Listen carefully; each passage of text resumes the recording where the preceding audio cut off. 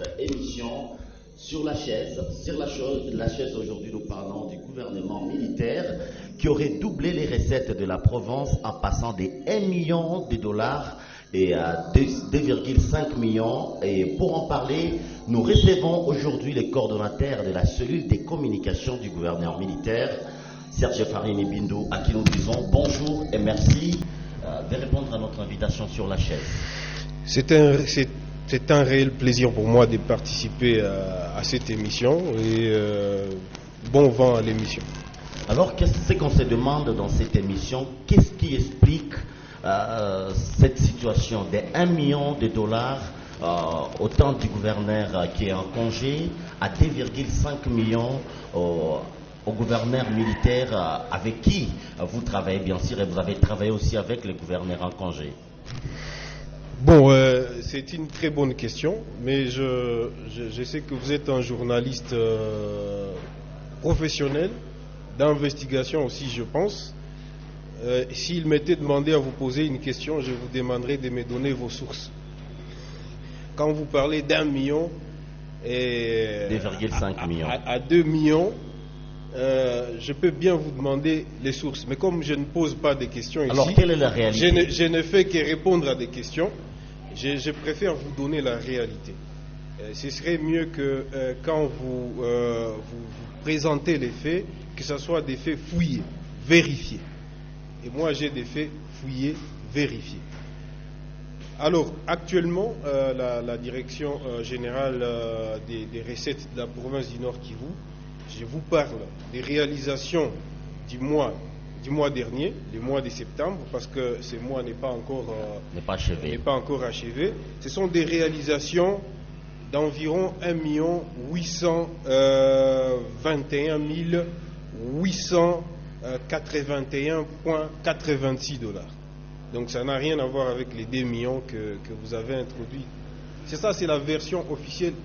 Et je vais vous donner la documentation pour ce faire. Je vais vous en donner pour 1 année et demie. Comme ça, vous aurez des données chiffrées et réelles, pas des données véhiculées dans les réseaux sociaux. Ça et là, par certains. Je dis aurait alors. Merci. Voilà, merci parce que vous avez quand même parlé au conditionnel. Merci. Alors, hier, vous avez parlé qu'on réalisait à peine 1 million. Non, ça aussi, ce n'est pas une réalité. J'ai avec moi des données, je préfère commencer par là. Et ces données sont très éloquentes. Par exemple, pour ce qui concerne ici il s'agit de l'évolution des recettes réalisées par les centres opérationnels des recettes de janvier à septembre 2021. En janvier 2021, la DGRNK a réalisé 2 282 859,28 $. Ça, c'est janvier. C'est à l'époque des gouvernants qui sont en congé. Non, j'ai parlé de janvier, 1 447 459,23. Là, nous sommes en janvier. Là, c'est en janvier. Avec le gouverneur qui est en congé. Exactement. Les 2 millions, c'est l'assignation. L'assignation, c'est-à-dire nous voulons atteindre autant. Alors, en février, 1 502 228,76. En mars, 1 531 640,59. En avril, 1 661 144,31. Et en mai, c'est lorsque l'état des sièges arrive en province du Nord Kivu, 1 236 405,83. En juin, 1 330 764. En juillet, on va aller crescendo cette fois-là, 1 726 767. En août, 1 652 822.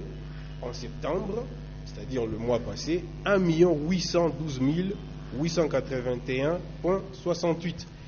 Je vous donne des données vraies, vérifiables et même vérifiés, que vous pouvez vérifier. Mais pour vous, en nous donnant ces chiffres, il n'y a pas eu de différence dans des recettes entre le gouverneur en congé et le gouverneur militaire, jusque-là, Serge? Merci beaucoup de me parler, de me poser cette question.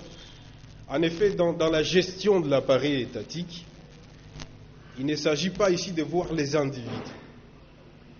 Il s'agit de voir le programme. Et le principe dans la gestion de l'appareil étatique, c'est le principe de continuité de l'État. Je souhaiterais qu'on puisse analyser profondément, ne nous basant pas sur des individus, parce que les chiffres, je viens de vous les donner, mais nous basant sur la gestion, c'est-à-dire le principe de continuité et l'état des sièges qui est venu, bien sûr, mettre en congé ceux qui sont en congé actuellement. C'est axé dans cette logique-là. Mais la vraie question, comment est-ce qu'on a franchi ces pics? C'est peut-être ça la vraie question à laquelle il faut des réponses bien fournies. Premièrement, la flambée des recettes à la DGRNK, c'est la conséquence logique de la restructuration de cette direction générale des recettes en province du Nord Kivu, une restructuration qui date déjà des années. Ça, c'est le premier aspect qu'il faut savoir. Donc, il y a la continuité et donc la continuité aussi explique cette restructuration aujourd'hui qu'on veut mettre au dos du gouverneur qui est en place aujourd'hui. Voilà. Alors, c'est une suite logique. D'abord, on a commencé par la restructuration de la Direction générale des recettes de la province du Nord Kivu, la DGRNK, il y a déjà des années. C'était par les truchements hier des gouvernants en congé, avant-hier d'autres gouvernants qui sont passés. Et cette restructuration est passée par la révisitation de certains contrats qu'avait la DGRNK.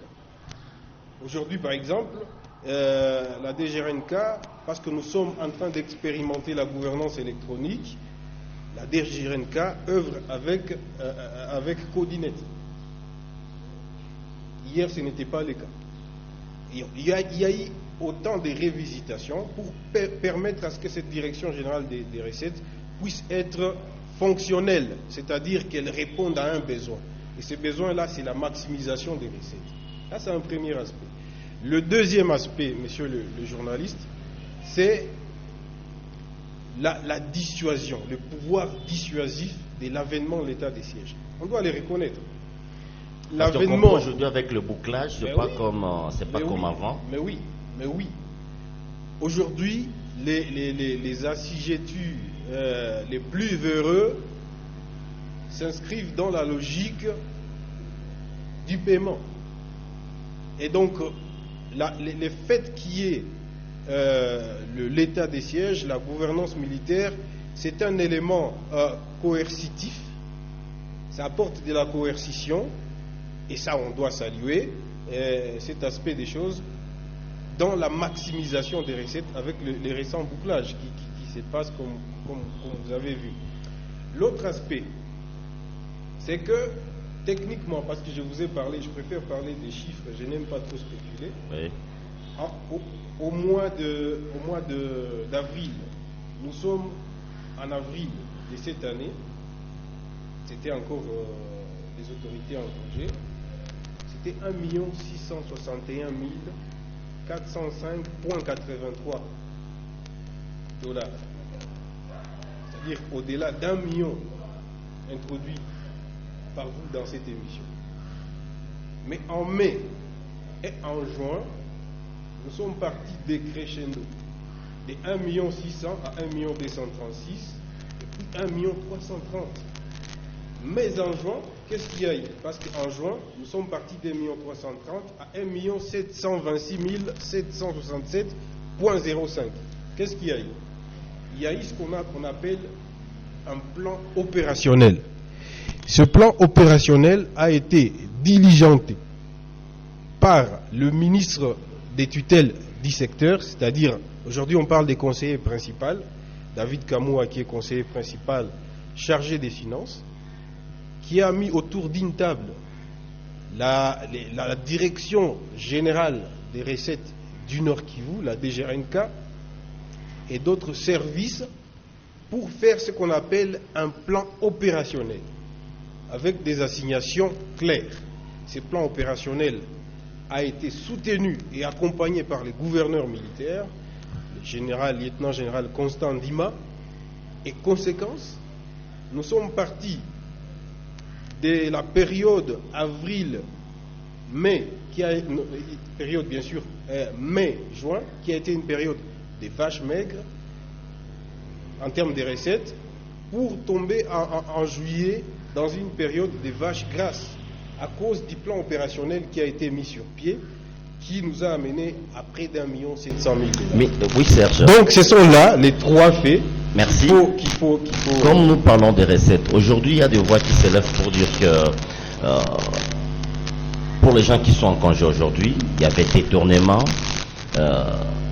contrairement au gouvernement militaire qui est aujourd'hui le gouvernement provincial dirigé par un militaire. Avant, il y avait des détournements. Qu'est-ce que vous répondez à ces personnes qui pensent qu'à l'époque du gouvernement en congé, il y avait trop de détournements? Avec le fait que les chiffres que je viens de vous donner, je pense que vous ne m'aurez plus posé cette question. Parce que vous avez les chiffres. En vous parlant de ça, les gens qui vous ont parlé de ça et qui vous ont donné des chiffres imaginaires, ça va, vous ont plongé dans cette compréhension plus ou moins erronée même, je vais dire, de détournement. Je souhaiterais qu'on puisse analyser ici les choses dans l'aspect de la continuité de la gestion de la province. Et avec des chiffres, vous avez compris, et je souhaiterais que vous puissiez le savoir, dans la maximisation des recettes, où la maximisation des recettes n'est pas linéaire. C'est-à-dire que ce n'est pas qu'en janvier, on a des assignations, un exemple, de $50, qu'en février, il nous faut avoir 50, en mars 50, en avril 50, jusqu'à la fin de l'année. Ce n'est pas linéaire, ça varie. Ça varie en fonction de quoi? Ça varie en fonction des facteurs du terrain.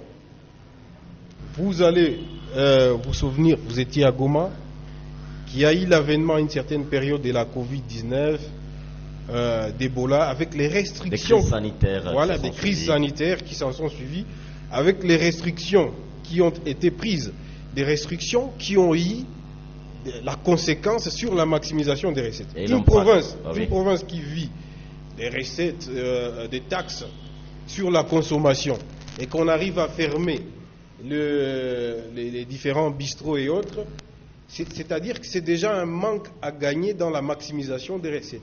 Une province qui vit des taxes sur les produits agricoles et qu'on arrive à confiner des villes, ça a de l'impact sur la maximisation des recettes. Il en est de même sur des questions de redevances, sur des questions même d'impôts. Et donc il y a des facteurs qui font que les recettes ne soient pas linéaires.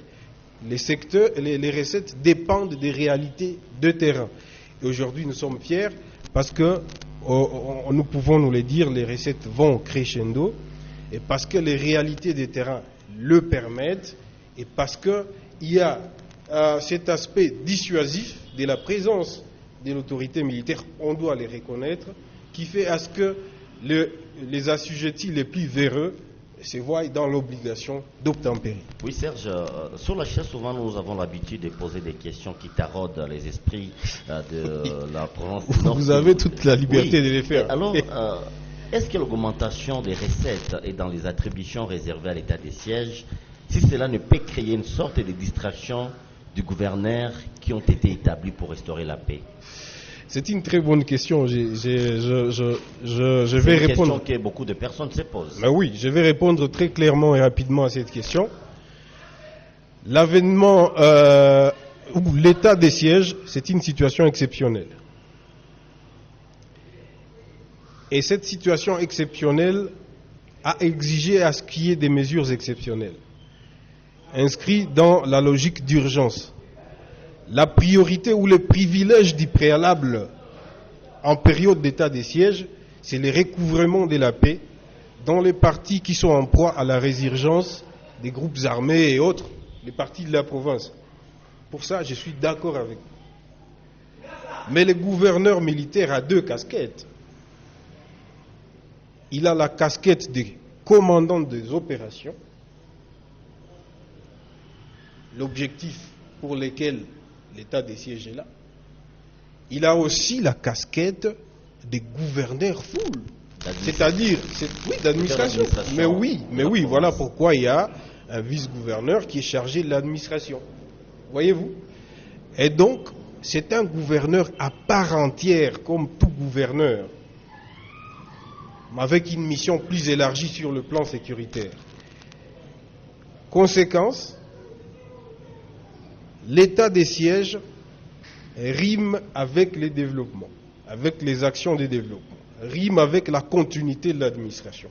Je crois que c'est comme ça qu'il faut concevoir la présence de l'autorité militaire. Donc il ne faut pas voir l'état des sièges dans le cadre seulement de la guerre. Oui, c'est aussi au-delà de la guerre, des missions régaliennes dévolues à tout gouverneur, c'est-à-dire les développements, les actions de développement et autres actions administratives qui vont dans les sens, n'est-ce pas, de la gouvernance de toute province. Oui, l'augmentation des recettes, oui. Pour quel impact? Si les routes de l'intérieur de la province, quelques routes demeurent impraticables. Le gouvernement militaire, à son arrivée, a fait les diagnostics sur le plan des infrastructures routières. Et vous le savez, je sais que vous êtes un journaliste très informé, le conseiller principal chargé aussi de la question des infrastructures, finances et autres, David Kamoua, séjourne depuis plus d'une semaine dans la partie nord de la province. Objectif, faire avancer les travaux de développement, surtout en matière d'infrastructures routières. Vous avez vu avec la rue boulevard Père Jérôme, par exemple, à Boutembo, avec déjà les bitumages, la suite va suivre. Vous l'avez vu lancé aux côtés du gouverneur de Provence à Béni, les travaux de réhabilitation de la route dans ces coins de la province. Mais la province du Nord Kivu n'est pas, ce serait peut-être votre question, je souhaiterais l'anticiper, n'est pas seulement cette partie nord de la province, c'est aussi la partie sud de la province. Walikale surtout. Très récemment, d'ailleurs une première mission a été diligentée pour voir la qualité de la chaussée sur la route Massissi-Walikale, et il est prévu dans quelques matins. Mais lancer c'est bien. Il est prévu dans quelques matins. Il est prévu lancer c'est mieux. Oui, mais quand on lance, on poursuit. Nous avons vu avec les stades. Mais les stades a été lancé par qui, vous savez, c'est pas par les gouvernements des provinces. Oui, moi, je parle de la province du Nord. Si nous pouvons continuer. Par exemple, à Walikale, combien de projets ont été lancés par les gouvernements provinciaux? Vous parlez du stade, je crois que vous avez à l'esprit Bruno Tchibala, c'est ça? Oui. Moi, je parle de la province, en tout cas. Laissez-moi... Oui, à Walikale par exemple, combien de projets ont été lancés? Alors, à Walikale, j'étais en train de vous le dire, il y a eu une descente du gouverneur de province dans les territoires de Walikale pour s'enquérir des réalités des terrains, et il y sera pour les lancements de quelques travaux d'infrastructure dans cette partie de la province. Il y a eu des grandes réunions qui ont été tenues avec des notables de ces coins de la province. Je peux citer Prince Kiangi, Rubens Mikindo, l'ancien ministre des hydrocarbures, et d'autres, pour voir comment booster, n'est-ce pas, sur le plan des infrastructures, n'est-ce pas, les décollages de cette province. C'est-à-dire que la volonté politique est là, elle est manifeste, et elle n'a pas l'ombre de tout doute raisonnable. Oui, Serge Farini, face à notre caméra, parce que nous sommes en train d'aller vers la fin de cette émission, face à notre caméra pour deux petites questions. Serge Farini, est-ce vrai le gouverneur en congé avait laissé des arriérés des salaires des agents, parce que vous êtes aussi agent du gouvernorat et à la DGRNK? Je peux affirmer ici que c'est faux. Donc c'est monté de toutes pièces. C'est des racontards, des gens qui cherchent des poux sur des têtes chaudes. On nous dit encore que le gouverneur militaire est venu payer les arriérés des salaires et même doubler les salaires des agents de la DGRNK. Est-ce vrai? Vous avez cette information? Payer les arriérés des salaires. Il paie les arriérés et double encore les salaires par rapport à ce que le gouverneur a en congé donné. Doubler les salaires. Ah oui. Je souhaiterais répondre par cette question objectivement. Et la réponse se trouve dans mon speech introductif même. La gestion de l'État est inscrite dans une logique de continuité. Premier fait. Deuxième fait. Les paiements des salaires des agents est fonction des réalités de terrain. Voyez-vous? Et les gouverneurs militaires en présence aujourd'hui en province du Nord Kivu, tout comme son prédécesseur, prennent au sérieux la question. Et il ne faut pas suivre des cris plaintifs des charognards, d'ailleurs des cris plaintifs qui diminuent de peu à peu. Vous êtes en face de la source officielle.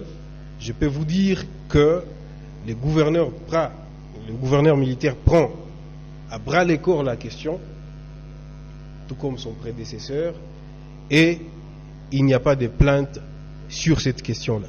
Donc on a doublé alors. Doublé, qu'est-ce que on a payé les arriérés. Restons sur cet aspect. Je vous ai parlé, je vous ai dit qu'il n'y avait pas des arriérés. Il n'y a pas lieu de parler d'arriérés. Doublé, je ne sais pas ce que vous voulez dire par là. Soit on a augmenté alors. Si quelqu'un, par exemple, est touché 40 000 francs, il commence à toucher 60 000 francs. Si il y a des réalités de terrain qui font à ce que, supposons que vous avez 30 $, ou même 20, ou même 10, prenons 10, ça va, pour la compréhension du Congolais lambda qui est en train de nous suivre. Vous avez 10 $, et qu'il y a des contraintes qui font à ce que vous ne puissiez pas avoir des contraintes réelles, que vous ne puissiez plus avoir les 10. Et qu'en place des 10, vous avez chaque moment voulu 7 à cause des contraintes. Et qu'une fois la période des vaches grasses revient, vous reprenez les 10. La vache maigre revient, vous rentrez à 7 à cause des réalités des terrains. Et que par la suite vous reveniez à 10, je pense qu'il y a lieu de saluer le fait que les circonstances des terrains jouent à votre faveur. Et donc, aujourd'hui, nous saluons le fait que les circonstances des terrains sont propices jusque-là, c'est-à-dire qu'il n'y a pas de contraintes qui bloquent ça et là. Je vous ai parlé des pandémies qui ont frappé de plein fouet. La province vit des recettes. Et si ces recettes ne sont plus collectées, je m'imagine... Les agents vont donc en pâtir. Ils doivent en pâtir. Mais ce que je peux vous dire, c'est que cette question a été prise au sérieux hier, prise au sérieux aujourd'hui par les gouverneurs militaires, et il n'y a pas de cris plaintifs. Merci Serge, nous te disons merci d'accepter notre invitation sur la chaise. C'est un réel plaisir pour moi de participer à cette émission. Je croyais qu'on était à la 5e minute déjà, mais bon, il nous faut respecter les timings impartis. Peut-être un dernier mot, c'est d'appeler, parce qu'on ne peut pas s'en passer, ne pas parler de l'état des sièges, appeler la population à collaborer avec les forces armées de la République, parce que la logique de la paix, de la pacification de la province du Nord Kivu n'est pas qu'une question qui doit seulement être envisagée du côté militaire, ça passe aussi par la collaboration civilo-militaire. Je vais dire à notre population que nous n'avons qu'un seul pays, c'est la République démocratique du Congo. Une seule armée. Une seule province, c'est le Nord Kivu. Une seule armée, nos forces armées de la République, que la population doit accompagner à bras le corps avec toute l'énergie afin que l'ennemi de la République démocratique du Congo soit bouté dehors et que la province puisse fumer les calumets de la paix. Et c'est par cet appel au patriotisme que nous mettons fin à cette émission sur la chaise. Merci de partager, merci d'aimer nos vidéos. On se retrouve à la prochaine pour un autre numéro. Bye.